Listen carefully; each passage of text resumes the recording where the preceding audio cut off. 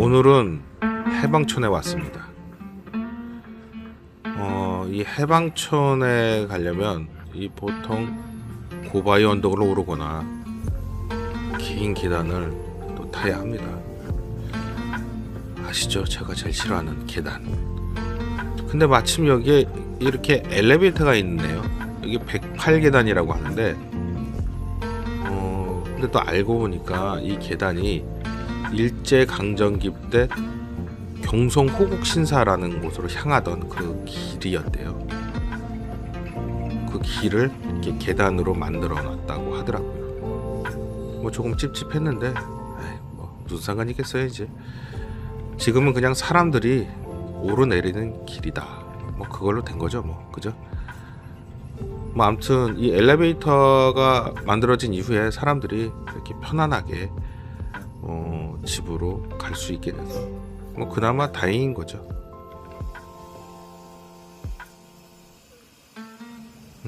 후암동 산자락에 자리한 해방촌은 해방 이후에 뭐 일본에서 돌아왔거나 갈 곳이 없는 사람들, 그리고 6.25 전쟁 때 이북에서 내려온 사람들이 모여 살기 시작한 동네라고 합니다.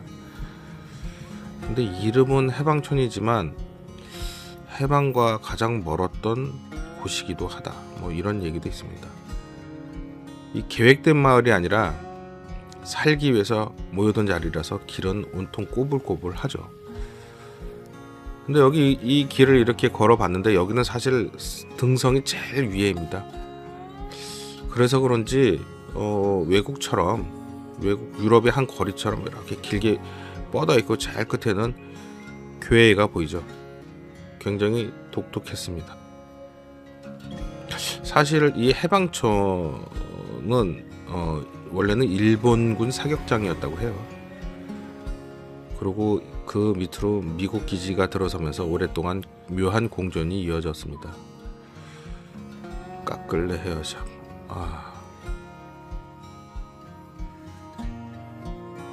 아무튼 이 언덕 위에 세워진 이 마을은 늘 이렇게 계단, 언덕길이 있어서 사람들이 오가기 꽤 고되었던 그런 장소가 아니었나 싶습니다. 물론 지금도 그렇고요.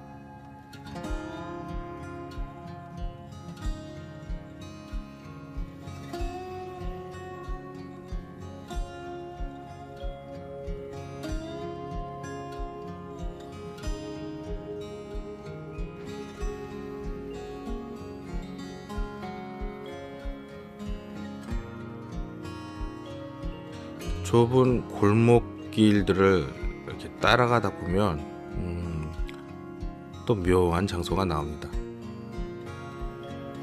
마치 영화 세트장 같죠? 이렇게 길 끝에 나오는 곳이 바로 신흥시장입니다.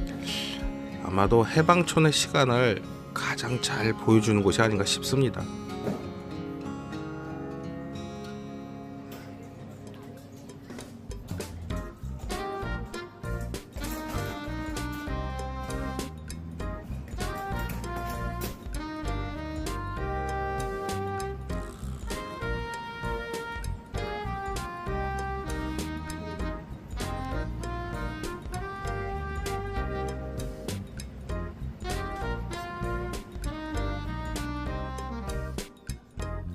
아까도 언급했지만 해방 이후 혹은 전쟁이 끝난 이후 이렇게 몰려들었던 사람들이 이 근처에 자리를 잡으면서 이 시장도 자연스럽게 형성이 됐습니다.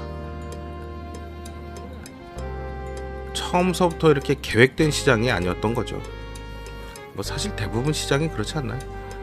뭐 아무튼 그래서 이곳은 살아남기 위해서, 먹고 살기 위해 가게가 하나 둘씩 생기면서 시장이 됐다고 해요.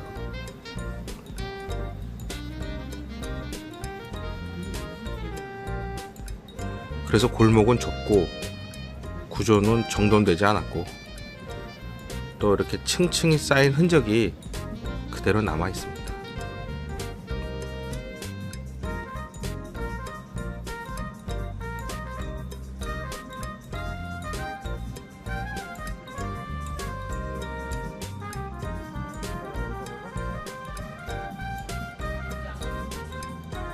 뭐 어쨌든 이곳이 시장이기 때문에 뭐 식료품들도 팔고 차파도 팔고 했는데, 나중에는 이 섬유와 방직 물건들도 만들어서 팔고 했나봐요.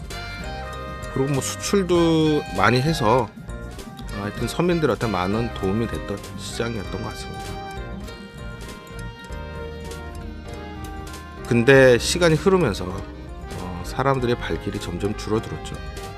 시장은 쇠퇴하기 시작했습니다. 뭐 마트도 많이 생기고 대형 쇼핑몰도 많이 생겼기 때문이겠죠, 아무래도.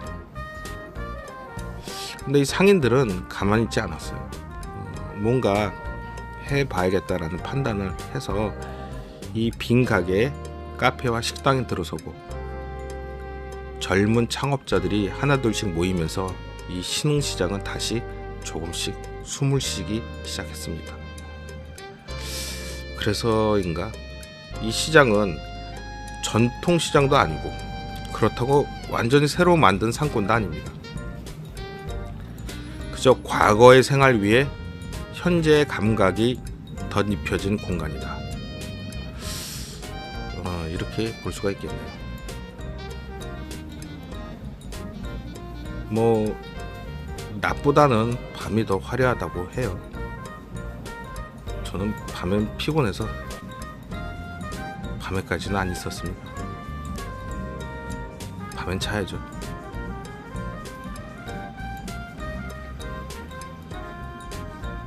뭐 아무튼 그래서 그런지 그 넷플릭스의 사랑도 통역이 되나요? 뭐 저도 봤는데 뭐 그 드라마가 여기서 촬영될 정도로 밤에는 참 이쁩니다. 와서 보세요.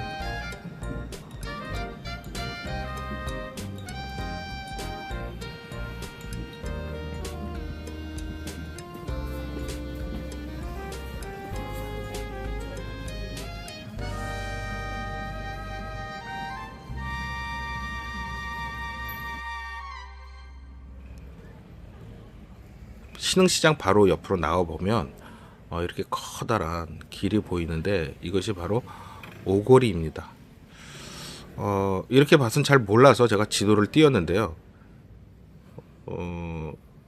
우리가 공덕 오거리 같은 그런 커다란 길은 많이 봤지만, 이렇게 한 마을에 오거리가 있는 모습은 이렇게 흔하지 않죠.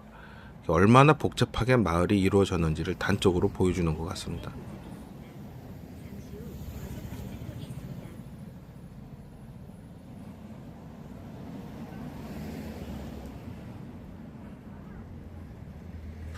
요즘 해방촌은 말 그대로 핫한 동네인 것 같아요. 젊은 사람들로 붐비죠. 근데 이게 한국적이라기보다는 뭔가 여러 문화가 섞여 있는 그런 멀티컬처가 존재하는 그런 공간이 아닌가 싶습니다. 마치 이렇게 보면 홍콩 같아요, 사실. 아마 이태원이 가까운 것도 그 영향이 있었을 겁니다. 지금은 낮이라서 이렇게 가게들이 뭐 활발하지 않는데, 이게 저녁이 되면 막 줄을 쓴다 그래요, 젊은 친구들로. 그래서 저는 저녁에는 안 옵니다. 줄 서는 것도 싫어해요. 젊은 사람들의 핫플레이스로 불리는 이 동네는 그렇게만 부르기에는 조금 부족하다. 왜냐하면 이 해방촌은 먼저 정착보다는 체류에 가까운 동네다. 오래 사는 사람보다 잠시 머물다 떠나는 사람들이 그만큼 많다라는 거죠. 그래서 늘 낯선 얼굴이 있고 동네는 계속 바뀝니다. 이곳에는 외국인, 예술가, 프리랜서가 유난히 많이 산다고 합니다. 시간표가 다른 사람들, 일의 형태가 고정되지 않은 사람들이 이 동네의 리듬을 만듭니다. 그래서 해방촌은 완성된 공간이 아니라 진행 중인 공간이다, 이렇게 볼 수 있죠. 가게는 자주 바뀌고 간판은 덧붙여지고, 골목은 계속 다른 얼굴을 보여주는 것 같습니다. 그래서 이곳은 유행을 따라서 온 사람들보다는 그냥 자기 취향을 들고 온 사람들이 많다.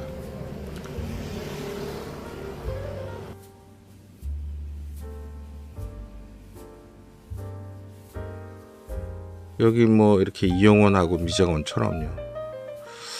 주인이 같을까요? 그 핸드폰을 들어서 전화해 보려다가 참았습니다. 이게 겉으로는 되게 힙해 보이지만 속은 꽤 거칠고 솔직해요. 그러니까 정돈되지도 않고 또 급하게 만드는 가게가 있는 것 같고, 이렇게 불편한 동선까지 이 동네의 일부가 아닌가 싶습니다. 이게 해방촌은 이게 젊음의 소비지가 아니라 실험실에 가깝다. 새로운 시도들이 잠시 머물고 안 맞으면 사라지고.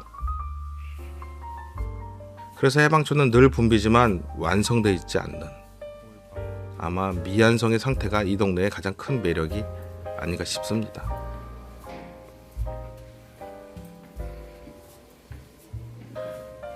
잠시 다리를 쉴 겸 카페에 들어왔는데요. 이곳이 또 루프탑에서 전망이 가장 좋다고 해서 와봤습니다.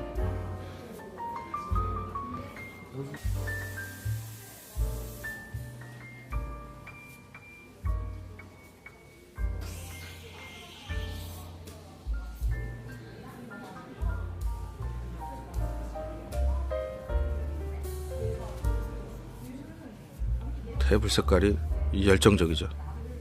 저는 빨간색을 좋아합니다.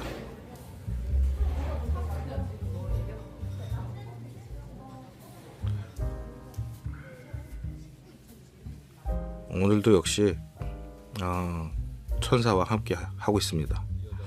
이 천사는 뭐 제작자이기도 하고요, PD이기도 하고 조감독이자 스크립터입니다. 사실 무엇보다 집주인이기도 하고요. 잘 보여야 돼요. 이 커피도 집주인이 사줬어요.